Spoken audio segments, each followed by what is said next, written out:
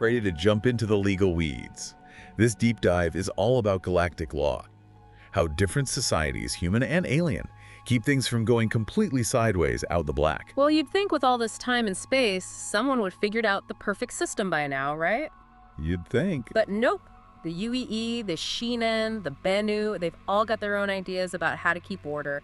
And trust me, it gets wild. We've got a mountain of data to sift through for this one. Legal codes, historical records, even some cultural analysis, so buckle up. This is gonna be fun. Let's start with the one that, at least on paper, feels kind of familiar. The United Empire of Earth. The UEE, you've got your Imperator, your Senate, a whole court system. Sounds pretty standard, right? Sure, if you just glance at the brochure. But the UE's history, it's a mess. They went from a unified Earth government to the whole United Planets era, which, let's be honest, was basically just one galactic turf war after another. And then, well, the Messers happened. Ah, yes, the Messers. Centuries of basically galactic emperors. Not exactly a ringing endorsement for centralized power. Exactly. That's the thing about a UEE. They're haunted by their own history. They're constantly trying to balance this desire for strong leadership with the very real fear of, well, another Messer situation. That's why their whole system now, with the Imperator, the Senate, the Tribunal, it's all about checks and balances, making sure no one person or group can amass too much power. So it's like this constant balancing act, Yeah. trying to keep everyone happy, from the hardcore patriot to the independent trader just passing through. Pretty much, and that's where their whole citizen versus civilian thing gets interesting. You see, unlike some civilizations, just being born within UEE territory doesn't automatically make you a full citizen. Wait, really? So there are people living within the UEE who aren't actually citizens. What does that even mean? It comes down to participation, to buy-in. Citizens get the perks of voting rights, running for office, even applying for UE government jobs. But those privileges come with responsibilities. Military service, community work, even just demonstrating that you believe in the UEE's laws and what they stand for. It's all part of the deal. So it's a two-way street. More rewards, but higher expectations, which makes their whole legal framework even more fascinating. I mean, we're talking about maintaining order across a whole galaxy with humans and who knows how many alien species. It's mind-boggling, right? Totally. And that's where the common laws come in. Think of it as the bedrock, the foundation. These laws guarantee certain basic rights and freedoms to everyone, regardless of species or citizenship status. Access to healthcare, education, legal representation, it's all laid out. So no matter where you go in UE space, you're covered by these basic protections. That's honestly a relief. Makes traveling a bit less stressful, knowing you've got some basic rights no matter where you end up. Right, but, and this is where things get really interesting, what about those planets, those systems, where they've discovered new alien life just starting to develop? How does the UEE's legal system handle that? Because you can't exactly offer them UEE citizenship, right? Not quite. This is where the Fair Chance Act comes in. Passed in 2795 after, well, let's just say humanity learned a harsh lesson on Garen II. Basically, if a system shows signs of sentient life, even the potential for it, it gets designated as developing, and that triggers a whole other set of rules. Let me guess. No more just planting the UEE flag because the planet looks nice and hospitable. You got it. No direct contact with the developing species, no terraforming, no resource extraction. The UEE has to keep its distance, let these civilizations evolve on their own terms. That's surprisingly considerate for a galactic superpower, honestly. It suggests a certain awareness, a recognition that interactions with less developed species need a lighter touch. It does. The Fair Chance Act, for all its flaws, acknowledges that the UEE's actions have ripple effects. Sometimes the most responsible thing to do is nothing. At least not yet. It's a fascinating example of a civilization grappling with the responsibilities of power on a galactic scale. Though, of course, it's not without its critics. But that's a whole other can of worms. Yeah, the UE's got his hands full trying to walk that line between keeping order and letting people do their own thing. The Xi'an, they went in a completely different direction. Because when we think empire, it's usually all about control, right? Like those Messers, but on a galactic scale. Exactly. But the Xi'an Emperor, while definitely a force to be reckoned with, they're not exactly calling all the shots. They operate within a system, a framework that's been around for centuries. Okay, so there are limits on their power. Checks and balances, like the UEE, but different. Very different. The Emperor is the ultimate authority, no question. The figurehead. The final word. But their power is balanced by tradition, by centuries of Xian history and legal precedent, and most intriguingly, by a group known as the Council of Three. The Council of Three. Okay, now that sounds like something straight out of a MOBA Glass drama. Who are these mysterious figures, and what role do they play in keeping the Xin Empire running? Think of it this way. 3 individuals, each one a master of their field. You've got a scholar of Litova, their ancient legal and philosophical tradition. The other 2 represent the civil and military branches of the imperial bureaucracy, better known as the Xian service. Together, they embody the core tenets of Xian society. So they're like advisors, but with a bit more bite. Yeah. Making sure the emperor doesn't just go rogue and overturn centuries of Xian law. That's one way to look at it. They're counsel, yes, but also interpreters. They ensure Litova isn't just some ancient text-gathering dust, but a living, breathing part of how the Xian govern themselves. And let's not forget, they also control the Xian service, which is huge. Okay, hold on. Back up a bit. The Xian service, this is the part that always blows my mind. Every Xian, when they reach a certain age, they're obligated to dedicate years of their life to serving the empire, right? Like mandatory public service, but on a massive scale. Precisely. At the age of 40, every Xian dedicates the next 30 years of their life to serving the empire, either in a bureaucratic role or within the military. It's woven into the very fabric of their society, this expectation that you give back, that you contribute to the collective good. 30 years. That's longer than some star systems have even been part of the UEE. What happens after those 3 decades? Do they just retire?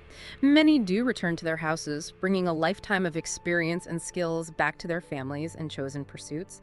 But some choose to remain within the service, either out of a deep sense of duty or perhaps a fascination with Litova and its application. It can be a lifelong calling. It's like this living memory, this continuity of experience passed down through generations, which actually brings us to those houses. Because they're not your typical corporations, right? Not even close. Imagine powerful, interconnected families, each dedicated to a specific aspect of Xian society. You have houses devoted to agriculture, manufacturing, even starship production. They are the pillars of the empire, each generation building upon the legacy of the last. Okay, so less about profit margins, more about maintaining their role in the grand scheme of things. But with that much power concentrated within families, doesn't it get a little messy? I can only imagine those family reunions. It's not always a harmonious symphony, that's for sure. Rivalries happen, power struggles erupt. But remember that emphasis on hierarchy and order. The emperor has the ultimate say in which house controls what, ensuring no one family becomes too dominant or strays too far from their designated purpose. A delicate dance then. Ambition versus the needs of the collective, all orchestrated by the emperor and of course the watchful eyes of the Council of Three. But this brings us to their legal system, and if there's one thing the Xian are known for, it's being, well, a bit tight-lipped. What do we actually know about how their laws work beyond that whole Litova thing? The Xian value discretion, particularly when it comes to matters of state. But there have been glimpses, shall we say, into how their legal system operates. Hit me with your best intel. At this point, I'm ready for anything. Well, for starters, their version of prisons are called correction facilities, and they're less about punishment and more about putting those who've broken the law to work to contribute to society in a way that benefits everyone. So rehabilitation through labor.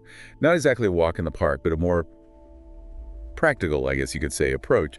But what about things like trials, legal representation? Any insight into that? That's where our intel gets a bit thin. The specifics of their legal proceedings are closely guarded. What we do know is that their legal system is deeply rooted in Litova, with its emphasis on maintaining balance and harmony within society. Justice, in their view, is about restoring that balance, not necessarily punishment as we might think of it. So, some mysteries are best left unsolved, or at least waiting to be uncovered. But there is one particularly dark chapter in recent Xian history that gives us a glimpse into how their system, at least in the Messers, dealt with dissent. You're talking about the Empire's light conversion centers, discovered in the Charon system after the Messers fell. Right. It's a chilling reminder that even in a supposedly civilized galaxy, things aren't always what they seem. What can you tell us about these conversion centers? What are they really about? Imagine prisons hidden away on the fringes of the Empire, shrouded in secrecy. But these weren't built for criminals in the traditional sense. These were for anyone the Messers considered a threat. Political rivals, those who spoke out against the regime, even those merely suspected of disloyalty, they were all sent to these centers. It's a terrifying thought. Hmm. People disappearing, imprisoned for nothing more than having an opinion that differed from the Messers. It makes you wonder what other secrets are buried in the Sheen Empire's past. What other stories are waiting to be told? The Shinon are masters of keeping their secrets. But for now, let's shift our focus to a civilization that takes a radically different approach to governance altogether. One built not on hierarchy or centralized power, but on individual autonomy and consensus. The Banu Protectorate. Yeah, the UEE and the Xi'an, they're definitely working with different playbooks. But the Banu Protectorate, they're playing a whole different game. Because it's not even like they have a single leader, right? No emperor, no president. It's more like everyone's calling their own shots. It's a completely different way of thinking about governance. Imagine a society where individual autonomy isn't just an idea, it's the foundation of the entire system. Every Banu citizen is a Suli, an independent entity with their own unique skills, resources, and reputation. So instead of a government with departments and all that, you have millions of these independent operators all trying to, I don't know, build something together. That sounds honestly like a recipe for disaster. It might seem that way from our perspective, but the Banu have a way of making it work. They rely on two key principles: contracts and consensus. Each Suli operates like an independent contractor, offering their expertise or resources to meet the needs of their society. So one Suli might focus on, say, mining, while another one's all about food production. Yeah, And they hammer out deals to make sure everyone benefits. exactly. It's all about mutual benefit, cooperation, and building trust. And because reputation is everything in Banu society, there's a built-in incentive to uphold your end of the bargain. Makes sense, because if you develop a reputation for being unreliable or, worse, dishonest, no one's going to want to work with you, right? Precisely. It's a self-regulating system. No need for courts or prisons when your entire social and economic standing is on the line. That's pretty wild. But what about those really big decisions, the ones that affect the entire protectorate? How do they handle that without, some kind of central authority making the call? That's where the gathering comes in. Right, the gathering. It's this massive assembly, but it's not like any political process we've seen with the UEE or the Xi'an, is it? Not even close. If an issue arises that impacts the entire protectorate, Suli representatives from all different Banu communities, they come together from across Banu space. But it's not about voting or majority rules. They have to reach a consensus, a solution that everyone can agree on. Wow, talk about a slow burn. How long do these gatherings even last? They can go on for weeks, months, even years in some cases. It all depends on the complexity of the issue and how much debate it sparks. But it's a testament to their commitment to ensuring every voice is heard and every perspective is considered. I can see how that would make studying their history a bit of a nightmare. Speaking of which, how do the Banu even view their own history? It's not like they have these meticulously kept archives and historical records like we do. That's one of the things that make them so fascinating. The Banu don't share our human obsession with documenting every single detail. Their history is fluid, evolving, told through stories and individual interpretations rather than some strict objective record of facts. So trying to pin down a definitive history of the Banu Protectorate is almost impossible. Pretty much, and that's part of what makes studying them such a unique challenge. They challenge our assumptions about how a civilization should function, how they should remember their own past. It really makes you realize there's no one-size-fits-all approach to galactic governance. The UEE, the Xi'an, the Banu, they've all found ways to create order, to build functioning societies, even if those societies look radically different from what we might expect. Exactly. And as humanity ventures further out there and encounters even more diverse civilizations, it's a good reminder to keep an open mind. Who knows what other fascinating and maybe even inspiring forms of governance are out there waiting to be discovered. It's a big galaxy out there with even bigger questions. And that's all the time we have for this deep dive into galactic governance. From the heart of the UEE and its constant struggle for balance, to the ancient traditions and rigid hierarchy of the Xi'an Empire, to the fascinating, decentralized world of the Banu Protectorate, we've only just scratched the surface. We've seen how different civilizations grapple with the challenges of maintaining order across vast distances, across different cultures and species. We've glimpsed the structures, the power dynamics, the core values that shape these societies. But as you navigate the Betterverse, remember one thing. The galaxy is constantly evolving. New challenges will emerge, new ideas will take root, and who knows, maybe someday humanity's own journey will inspire others to rethink what's possible in terms of galactic governance. Until next time, keep exploring.